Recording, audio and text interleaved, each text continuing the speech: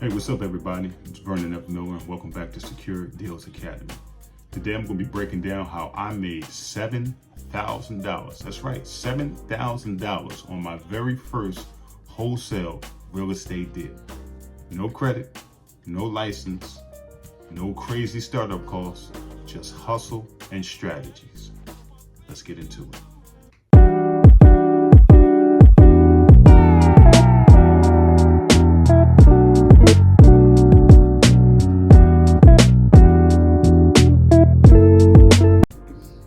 What is wholesaling?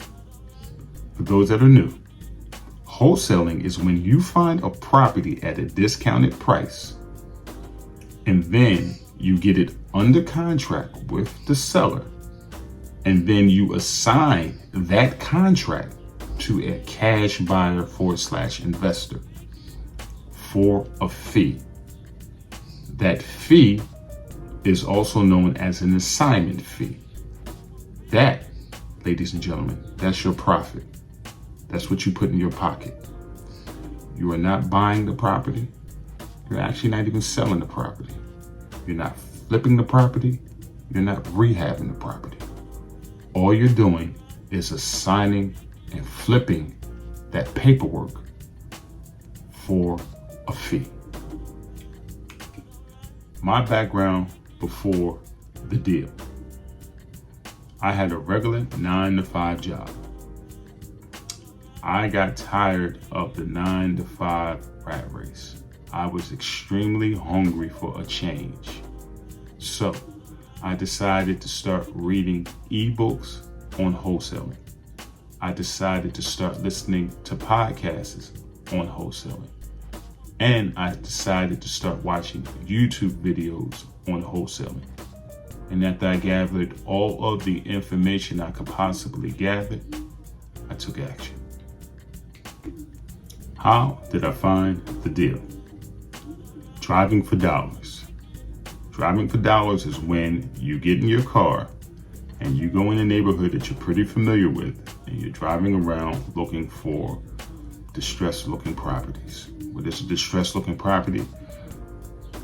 Menus in the windows of the mailboxes overstuffed, grass overgrown.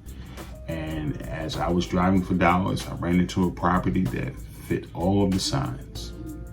I got out, did a little bit of an inspection, wrote down the address, went home, got on the computer, and I used a few skip tracing tools to find the owner's contact information. I reached out to the owner, and sure enough, they were ready to sell. Very motivated sellers. That's what you want to find, motivated sellers. Now, in this particular situation, I was speaking to the son. Now, the mother actually owned the house, but she was now a widow, and they were getting ready to place her into a nursing home. The son already had his own primary home, and he had no desire to deal with two properties. So that was a very good opportunity for me. The negotiation. Now, the buyer was definitely tired of dealing with the property. Remember, he had a mother who was a widow, and they were trying to put her in a nursing home. So they were going through that process as well. So with that being said, I was able to build somewhat of a rapport with the seller and explain to him how I could help him in this situation. Now, of course, the seller had a price in mind that they wanted. And of course, I had a price in mind of where I wanted to get it, because you got to remember, you have to have enough room for the buyer to go ahead and make a profit as well. If the buyer doesn't make a profit, neither will you.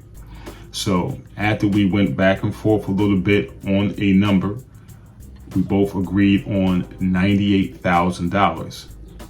That was enough for my buyer to make a profit, and that would have been enough for me to make a decent amount of money too. So with that being said, we put the property under contract and moved on to the next step. Finding the cash buyers. Now, there are two ways that you can go about this. Now, when you're wholesaling, you have your wholesalers and then you have your reverse wholesalers. Now, your wholesaler is the individual that puts the property under contract, then go find the buyers. Your reverse wholesalers are the individuals that go find the buyers, and then from there, go find the property according to what the buyer is looking for. I decided to do the latter. So I already had my buyers lined up because I felt that was easier for me. Now, once I was able to get the property under contract, I went on ahead and put a small email campaign together for the small buyers list that I had looking for that property in that area.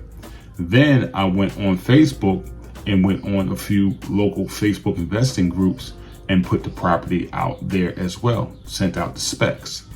Then, next thing you know, I get a response from a very aggressive cash buyer who knew the area very well and offered me $105,000 for the property. Now, if we do the math, that's a $7,000 profit because I had gotten the property at a $98,000 price. Problem was, I didn't have enough time to actually vet other offers because, again, the mother was going into a nursing home. So I only had, at the time, a 2-week window to get the deal done. So I didn't want to go ahead and waste any more time. So I agreed on $105,000, which netted me a $7,000 profit. The closing. I live in the state of Pennsylvania. And the state of Pennsylvania is seller's choice.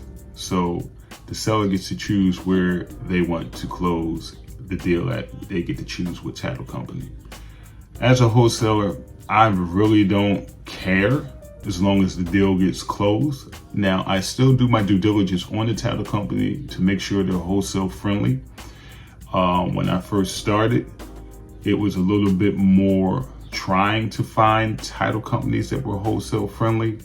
But nowadays, just about every title company is wholesale friendly. So we were able to go ahead and present all of the paperwork to the title company. Now, the title company is going to do their due diligence, making sure there's no liens or any type of things coming up on these individuals' names, and making sure they don't have, some type of a electric bill, outstanding electric bills or water bills or anything of that nature. So after about 2 weeks, the title company called with a settlement date. And then once that settlement date came up, we all went to the closing table. The title company issued out checks. The title company issued out a check to the seller for the money that they were supposed to receive minus title fees.